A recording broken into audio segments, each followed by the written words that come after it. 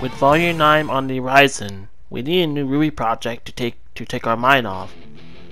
And with our first official new project is with RWBY Ice Queendom, the first 7 episodes. I'm going to talk about the first 7 episodes, what they are about, what is this project, and how many times I've explained to people it is not a reboot. Then every step forward will always be a step closer to home. So step on up to the place. Need to face what can span into the light of us. Step on up to the place. 'Cause this ain't a game. It's time to make history. My name is RWBY99, and it's been a while since I've done a review a little bit. I was originally going to do a review of Sonic Hedgehog 2 back in April, but I forgot about that. And I haven't done a review in a while, since the first 2 parts of JoJo, well 3 parts, and Progressive, movie 1. So I decided I'm going to do a review of RWBY Ice Queendom, the first 7 episodes. So what is this project, and how come you're not showing any footage from this show? Well, RWBY Ice Queendom is a new RWBY project that was revealed back in February via the collaboration between Studio Shaft, the creators of many series like Madoka Magica and some of the Fate series, as well as, of course, being Rooster Teeth. This would be a canon-adjacent series of RWBY, being the recap of Volume 1 with a brand new original story worked by the RWBY as well as Shaft. So that's the project. Now, something I want to talk about before I begin this review, something that is getting a lot of confusion of both people who watch the show and a lot of annoyance. RWBY Ice Queendom was never intended to be a remake or a reboot of RWBY. That was never the intention. I understand people weren't happy with RWBY, and they think that the RWBY is ruining Monty's vision, even though they don't know Monty, and God forbid, can you stop using the dead name of a dead person? But that's beside the point. This was never intended to be replacing RWBY or replacing the first series of RWBY. I'm never going to do that. And it seems like it'd be a waste of time to do a reboot of a series when the series is not even done yet. So, I mean, that's the first bit of housekeeping out the way. The next thing is, what is RWBY Ice Queendom? So RWBY Ice Queendom is a canon-adjacent story that takes place in the event of RWBY Volume 1 and 2. Right after Weiss's discovery that Blake is a Faunus and the White Fang attack at a dock, Weiss seemingly would forgive Blake and try to become her friend and at least listen to her more. That's of course where Volume 1 ended. And as Queendom, it continues on with showing that maybe Weiss isn't as sincere as she gives us credit. And it looks like we're going to be seeing a side of Weiss that no one was meant to see. That is Ice Queendom. So let me talk the first 3 episodes, which serve as our recap. Now, I know it's something made a big deal of this recap, because the thing about someone have to remember is RWBY Volume 1 wasn't perfect, and the fandom will always tell you how bad RWBY Volume 1 was.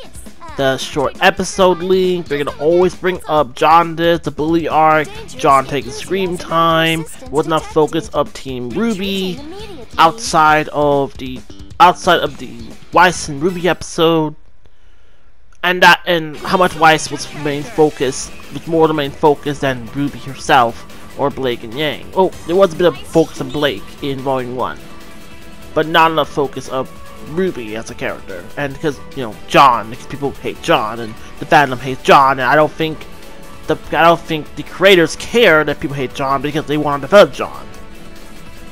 So the first 3 episodes served as the beacon part of Ice Queendom. It first introduces, kind of adds a bit of the trailer stuff from that were introduced before RWBY began. For those who don't know, before RWBY was created, there were 4 trailers that were created by Monty. They serve as a way to introduce the viewer to RWBY, Blake, Weiss, and Yang, and to kind of the music and the choreographic fights, and get the feeling of what the series is about. In this, we get to see Tai in the beginning. We get to see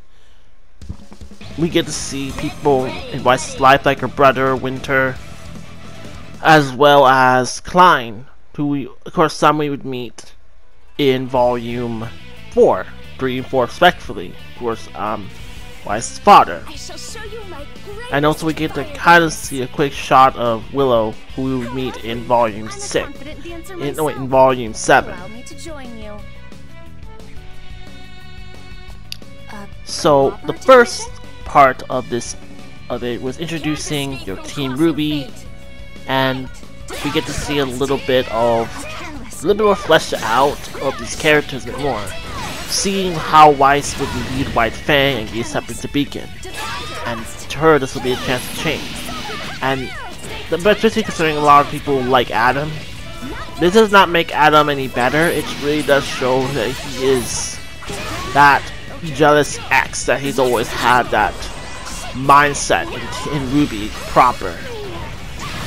Like, he always came off like one, but this really gonna show it, especially when he feels Blake abandoned him.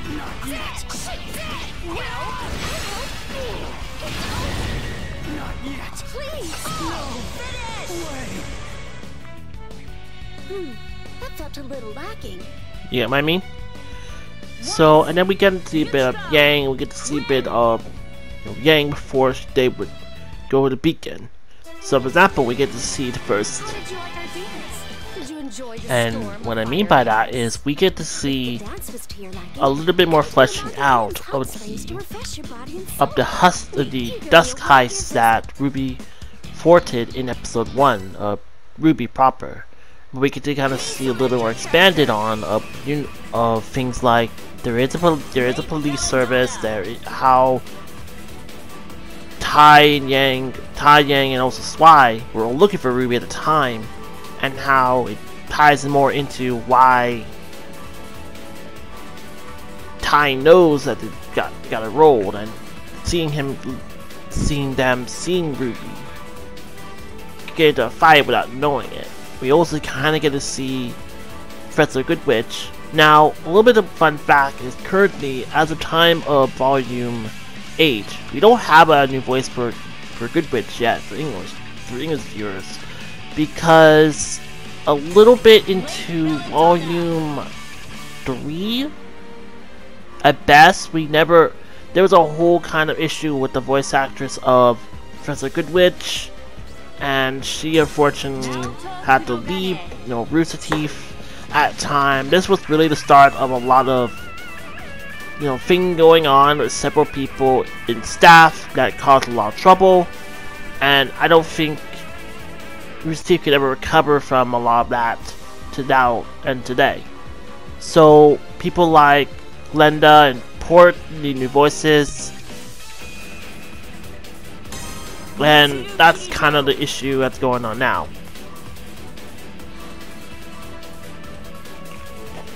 But enough about that. Is first episode ends with RWBY and Yang setting off onto head off the Beacon, and we start next episode, and of course the episode ends with Weiss going to Beacon because she passed her test, much to her father's dismay, and we'll see how she got her legendary scar, and Blake is happy to be accepted to Beacon itself.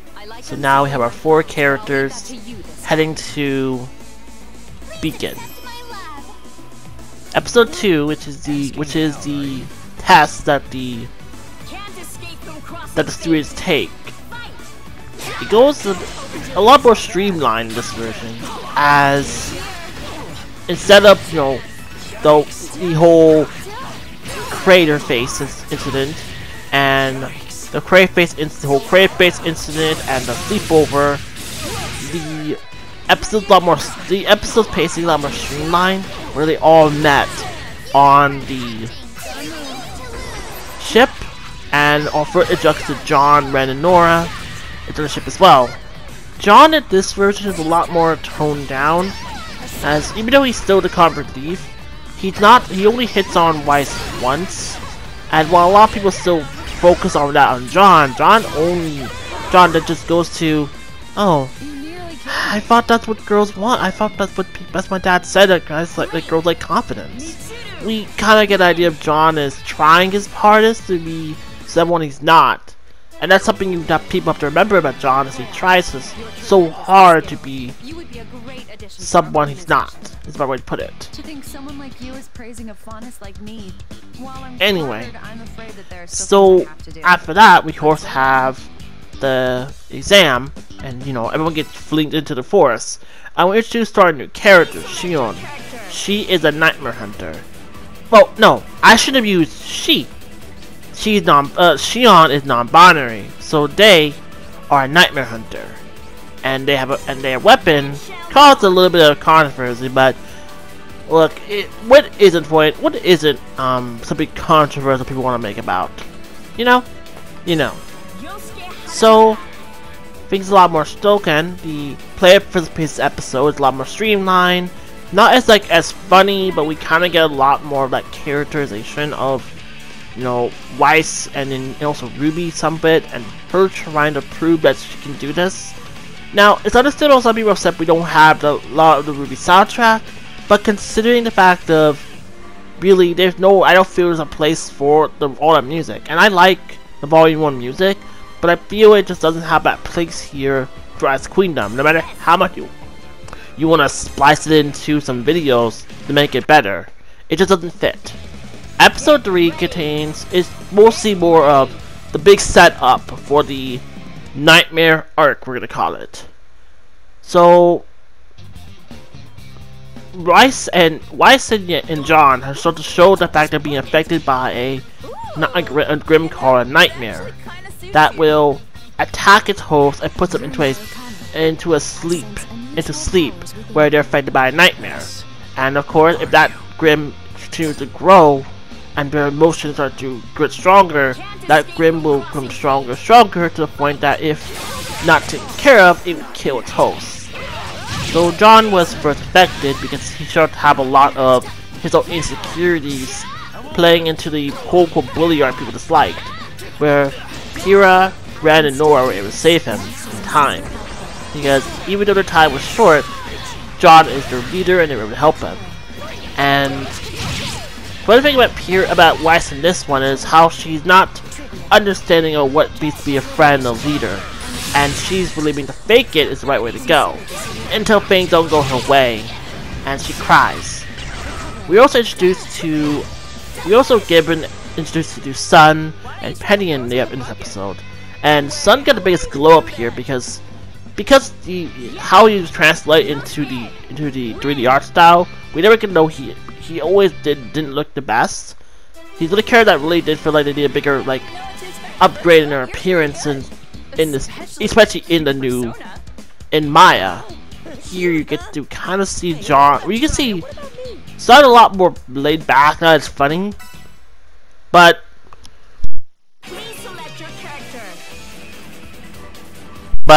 he gets a little bit more, and he gets more acts more like a leader who gives advice.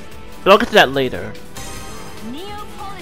After, the fight between where Weiss learns where Blake was a faunus, the true makeup, but Weiss's insecurities have really shown that she can never forgive the Weiss band, she can never forgive that RWBY's a leader, that she can never get what she wants, and Nightmare finally takes over, which leads into episodes 4 through 7, and the start of our Nightmare arc. RWBY enters in the dreams. Weiss pictures people from how she in her own perspective. So for RWBY, she views her as a childish kind of girl with snowboard and does not however wear Crescent Rose points. Blake, she shows a lot of the traits of seeing her as an animal. Yay, not that different, but but a lot of it is about how she views people. Ruby has her first confrontation of Weiss and got beaten bad. In her second attempt, she takes Blake and Yang with her, and we get a little bit more and more idea that maybe Weiss wants help. She wants to be saved. Some part of her may also want to keep what she has precious to her safe from Nightmare. But when they realize that their third jump in will be their last, they need to find a way to deal with the dream. So they bring John. Thanks to a lot of help from their friends, Penny, John, Juniper, as well as Sun, we've found a way to at least help and make at least some difference with their third jump. And because John has some bit of immunity to take him in, John also ends up finding a sword that seems like it might play a big role. In the last episode just last week, John was able to find the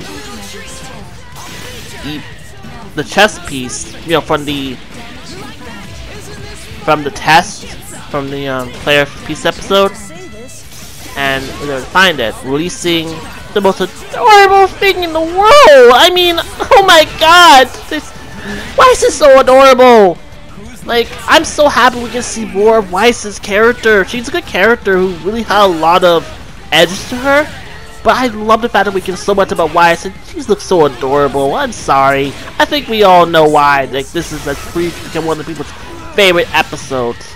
Even though a lot of people are trying to just putting us that RWBY as Queendom just anime tropes. Look, I know you don't like anime, but goddamn, I think people just might want to actually watch other anime besides the obvious ones. Yes, everyone made Attack on Titan references. Everyone made references to Persona. Everyone made references to this and that. I don't know why someone made reference to Sword Art Online. I don't even know whether. If someone whoever said that probably never even put past goddamn season 1, or at least the Arcade arc, because that's kind of was like, I don't even see anything Sword Art Online references in that, and I like that show. So that's where we are now. So the recap serves its purpose of introduce you to Ice Queendom and the version of Weiss who gets affected by the Grimm.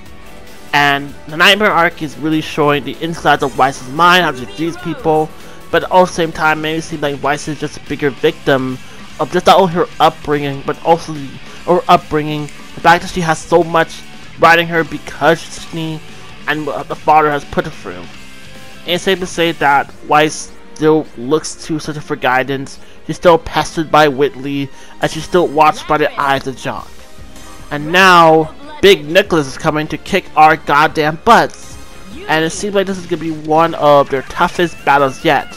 But they have to save Weiss or she'll die. And we know Weiss lives, so they gotta do it. We know where she's gonna live, but we want to see them make the biggest outcome to free her from this nightmare. And we don't even know for sure, because we're just down to 8, 9, 10, 11, 12, 5 episodes. We don't know what happens, if there's like something gonna happen in the last 2 episodes, or something's gonna build up to a possible second season. But I really enjoyed the show. I really like the looking into a lot more of Weiss's character, and I think this really does show a lot. And yes, there's a lot of White Rose that a lot of fans really got from this season, and I'm really happy that John has joined and helped, because he did play a role in this. Like, people should not deny he didn't play a role. Like, people say he would just do this and just bugger off, but he actually played a role in this. So we don't know, especially if he can get find that sword again. That sword's gonna play a big role, if that sword is what people fear to be Pyrrha, who must wield it. So I do recommend people watch this show, and I do recommend people also get the context from watching RWBY. You can find all 8 volumes on Crunchyroll, Rooster Teeth store, Crunchyroll as well as Rooster Teeth's site, and you can get a much of a recap of the story. And I do recommend it. As right now, we are kind of just gonna have not much RWBY until next year, with the Justice League movies, Volume 9, and also RWBY Airfell hopefully coming soon. So I hope you enjoyed this review. This is my first time trying to talk about it and try to remember everything at once. And I hope you enjoyed this, so I'll have a full review once RWBY Queendom ends. So this was from me, Rex99. I'll see you next time. Bye!